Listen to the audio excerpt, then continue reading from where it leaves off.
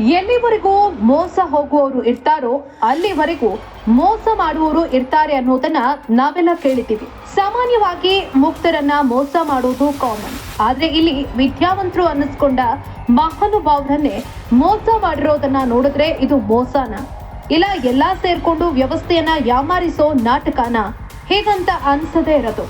ಯಾಕಂತೀರ?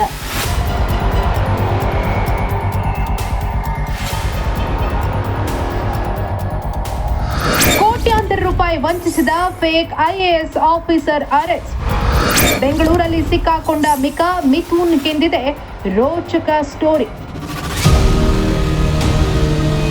Mithun CR ಅವರಿಗೆ ಗೌರವ 2023ರ UPSCಯಲ್ಲಿ ತೇರ್ಗಡೆಯಾದಂಥ ಮಿಥುನ್ ಅವರಿಗೆ ವಿಶೇಷವಾದ ಗೌರವ ಅಭಿನಂದನೆಯನ್ನ ಸಲ್ಲಿಸ್ತಾ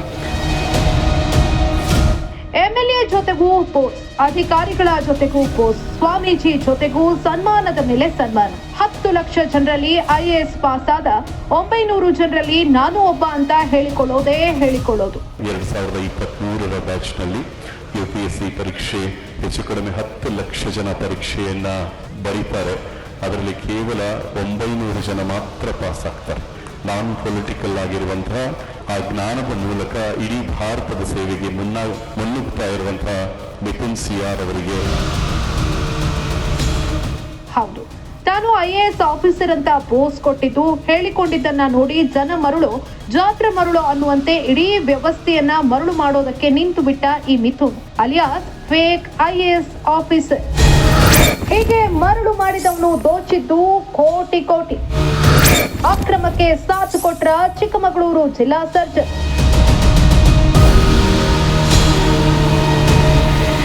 ತಾನು ರಾಷ್ಟ್ರೀಯ ಆರೋಗ್ಯ ಅಭಿಯಾನದ ಮುಖ್ಯಸ್ಥ ಹಾಗೂ ಆರೋಗ್ಯ ಸೌಧದಲ್ಲಿ ಉನ್ನತ ಅಧಿಕಾರಿಯಾಗಿದ್ದೇನೆ ಅಂತ ಚಿಕ್ಕಮಗಳೂರು ಜಿಲ್ಲಾಸ್ಪತ್ರೆಯಲ್ಲಿ ಜಾಂಡ ಊರಿದ ಸರ್ಜನ್ ಅವರ ಜೊತೆ ಸೇರ್ಕೊಂಡು ಸಿಬ್ಬಂದಿ ಜೊತೆ ಸಭೆ ನಡೆಸಿದ. ಒಂದಷ್ಟು ಮೆಡಿಕಲ್ ಶಾಪ್ ಪರಿಚಯ ಮಾಡಿಕೊಂಡ. ಸ್ವತಃ ಜಿಲ್ಲಾ ಸರ್ಜನ್ ಚಂದ್ರಶೇಖರ್ ಅವರೇ ಇವರು IAS ಆಫೀಸರ್, ಇವರ ಜೊತೆ ಚೆನ್ನಾಗಿದ್ರೆ ನಿಮ್ಗೆ ಕೆಲಸ ಆಗತ್ತೆ ಅಂತ ಮೆಡಿಕಲ್ ಶಾಪ್ ಓನರ್ಗಳಿಗೆ ಪರಿಚಯ ಮಾಡಿಕೊಟ್ರು. ಹೀಗೆ ಪರಿಚಯ ಮಾಡಿಕೊಟ್ಟವರಲ್ಲಿ ಚಿಕ್ಕಮಗಳೂರು ನಗರದ ಶ್ರೇಯಸ್ ಮೆಡಿಕಲ್ನ ಸತೀಶ್ ಕೂಡ ಒಬ್ರು. ಇವರಿಗೆ ಬರೋಬ್ಬರಿ 1.8 ಕೋಟಿ ಮೌಲ್ಯದ ಔಷಧ ಸರಬರಾಜು ಟೆಂಡರ್ ಕೊಡಿಸ್ತೀನಿ, ಆದ್ರೆ 20% ಕಮಿಷನ್ ನೀಡಬೇಕು ಅಂತ 41 ಲಕ್ಷ ಹಣ ಪೀಕಿದ್ದಾನೆ ಈ ಭೂಪ ಮಿಥುನ್. ಸೆಕ್ಯೂರಿಟಿಗೆ ನಮ್ ಸರ್ಜನ್ ಚಂದ್ರಶೇಖರ್ ಅವರೇ ಇದ್ದಾರೆ ಅಲ್ವಾ ಅಂತ ಅವರು ಹಿಂದೆ ಮುಂದೆ ನೋಡದೆ ಹಣ ಕೊಟ್ಟಿದ್ದಾರೆ. ಕೊನೆಗೆ ಔಷಧಿ ತಲುಪದೇ ಇದ್ದಾಗ ಕತೆ ಹೇಳೋದಕ್ಕೆ ಶುರು ಮಾಡಿದ್ದಾನೆ ಈ ಮಹಾನುಭಾವ. ಅನುಮಾನಗೊಂಡು ಆರೋಗ್ಯ ಸೌಧದಲ್ಲಿ ವಿಚಾರಿಸಿದಾಗ ಫೇಕ್ IAS ಆಫೀಸರ್ ಮಿಥುನ್ ಬಣ್ಣ ಬಯಲಾಗಿದೆ. ಇದೀಗ ಮಿಥುನ್ಗೆ ಸಾಥ್ ಕೊಟ್ಟ ಜಿಲ್ಲಾ ಸರ್ಜನ್ ವಿರುದ್ಧವೂ ಕ್ರಮ ಆಗಬೇಕು ಅಂತ ಲೀಸಾ ಫೌಂಡೇಶನ್ ಅಧ್ಯಕ್ಷೆ ಸಂಗೀತಾ ಪ್ರಸಾದ್ ಆಗ್ರಹಿಸಿದ್ದಾರೆ. ಸರ್, ಮಿಥುನ್ ಅಂತ ನಾನು IAS ಆಫೀಸರ್ ಅಂದ್ಕೊಂಡ್ಬಿಟ್ಟು ನಮ್ಮ ಚಿಕ್ಕಮಗಳೂರಿನ ಹಲವಾರು ಮೆಡಿಕಲ್ಗಳಲ್ಲಿ ಸುಮಾರು ಕೋಟ್ಯಾಂತರ ರೂಪಾಯಿ ಹಣವನ್ನು ಪಡೆದುಕೊಂಡು ಮೋಸ ಮಾಡಿದ್ದಾರೆ. ಈ ಮಿಥುನ್ ಅನ್ನೋರನ್ನ ಏನು ಮೆಡಿಕಲ್ ಅವ್ರಿಗೆಲ್ಲ ಪರಿಚಯ ಮಾಡಿಕೊಟ್ಟಿರೋರು ಯಾರು ಅಂತಂದರೆ ನಮ್ಮ ಜಿಲ್ಲಾ ಸರ್ಜನ್ ಆಗಿರುವಂತಹ ಡಾಕ್ಟರ್ ಚಂದ್ರಶೇಖರ್ ಸರ್ ಅವರು. ಮೊನ್ನೆ ಏನು ಶ್ರೇಯಸ್ ಮೆಡಿಕಲ್ ಅವರವರು ಒಂದು FIR ಮಾಡ್ತಾರೆ. ಅದರಲ್ಲಿ ಅವ್ರು ಮೆನ್ಷನ್ ಮಾಡಿದ್ದಾರೆ, ನಮಗೆ ಮಿಥುನ್ ಅನ್ನೋರು ಯಾರು ಅಂತ ಗೊತ್ತಿರಲಿಲ್ಲ, ನಮಗೆ ಮಿಥುನ್ ಅವರನ್ನ ಪರಿಚಯ ಮಾಡಿಕೊಟ್ಟಿದ್ದೆ ಜಿಲ್ಲಾ ಸರ್ಜನ್ರವರು.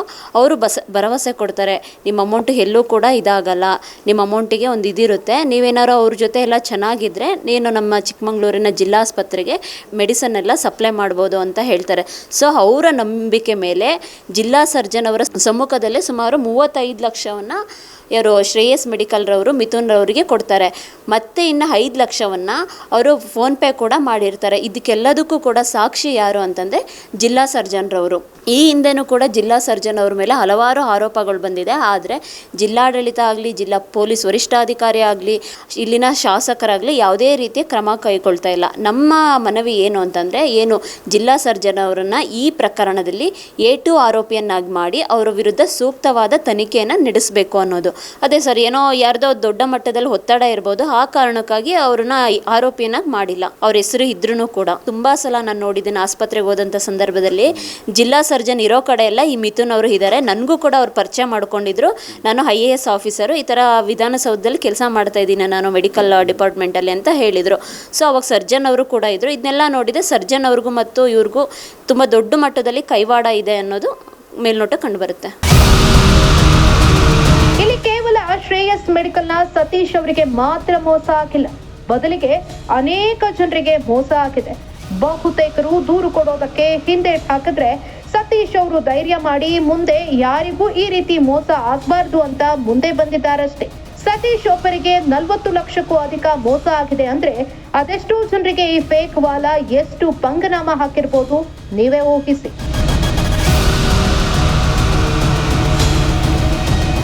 ಯಾವುದೋ ಖಾಸಗಿಯಾಗಿ ಮೋಸ ನಡೆದ್ರೆ ಅದು ಬೆಪ್ನನ್ ಮಕ್ಕಳು, ಅದಕ್ಕೂ ಸರ್ಕಾರಕ್ಕೂ ನಮ್ ವ್ಯವಸ್ಥೆಗೂ ಸಂಬಂಧ ಇಲ್ಲ ಅಂತ ಕೈ ತೊಳ್ಕೊಳ್ತಾ ಇದ್ರೇನು.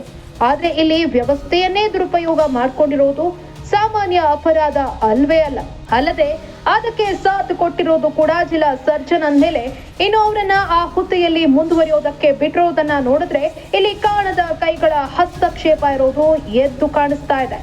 ಜಿಲ್ಲಾಡಳಿತ ಏನ್ ಮಾಡ್ತಿದೆ, ಡಿಸಿ ಎಸ್ಪಿ ಎಚ್ಚರವಾಗಿ ಇದ್ದಾರೋ ಅಂತ ಇಡೀ ವ್ಯವಸ್ಥೆಯನ್ನ ಜನ ಅನುಮಾನದಿಂದ ನೋಡೋ ಮೊದಲು ಫೇಕ್ IAS ವಿರುದ್ಧವೂ ಸೂಕ್ತ ಕ್ರಮ ಆಗ್ಲಿ, ಜೊತೆಗೆ ಆತನಿಗೆ ಪ್ರತ್ಯಕ್ಷವಾಗಿ ಹಾಗೂ ಪರೋಕ್ಷವಾಗಿ ಸಾಥ್ ಕೊಟ್ಟ ವ್ಯಕ್ತಿಗಳ ವಿರುದ್ಧವೂ ಕ್ರಮ ಆಗ್ಲಿ ಅನ್ನೋದು ಎಲ್ಲರ ಒಕ್ಕೊರಲಿನ ಆಗ್ರಹ.